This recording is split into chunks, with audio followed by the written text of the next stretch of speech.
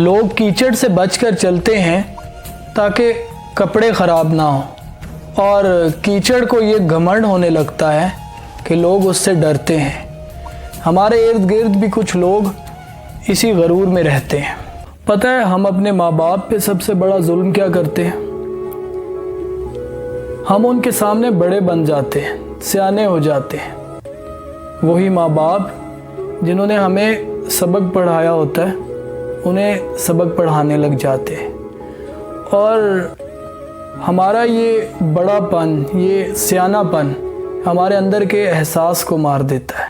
جب ماں باپ بوڑھے ہو جاتے ہیں تو وہ بالکل بچوں کے جیسے ہو جاتے ہیں، اور آپ بس ایک کام کرنا، ان کے سامنے بچے ہی رہنا، بڑے نہ بن جانا۔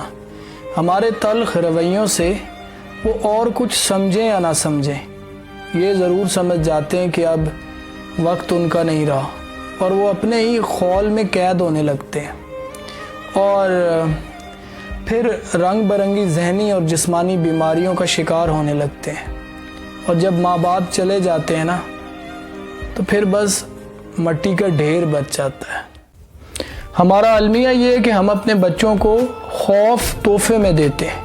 بیٹا سو جاؤ، بلی آ جائے گی، باہر مت جانا، بھوت آ جائے گا، اس کمرے میں مت جانا، اس کمرے میں چڑیل رہتی ہے۔ اور بچوں میں یہ خوف ایک لمبے عرصے تک ان کے ساتھ رہتا ہے، اور بعض اوقات تو یہ خوف ان کی زندگی کا حصہ بن جاتا ہے۔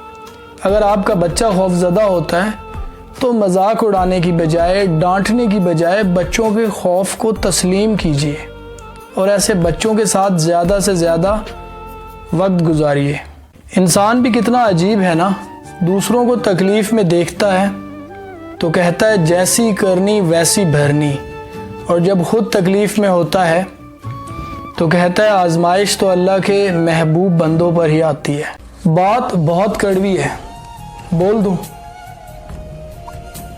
عورت کی شوخیاں، منمانیاں اور غیر ذمہ داریاں ماں باپ کے گھر ہی ہوتی ہیں۔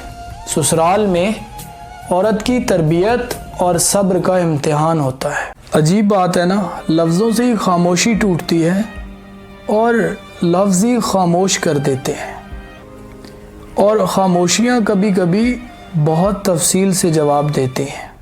میں نے زندگی سے سیکھا ہے کہ جن لوگوں کی تربیت میں کمی رہ جاتی ہے نا، وہ ساری عمر لوگوں پر تہمت، کردار کشی، تانا زنی اور دوسروں کا سکون برباد کرنے میں پیش رہتے ہیں۔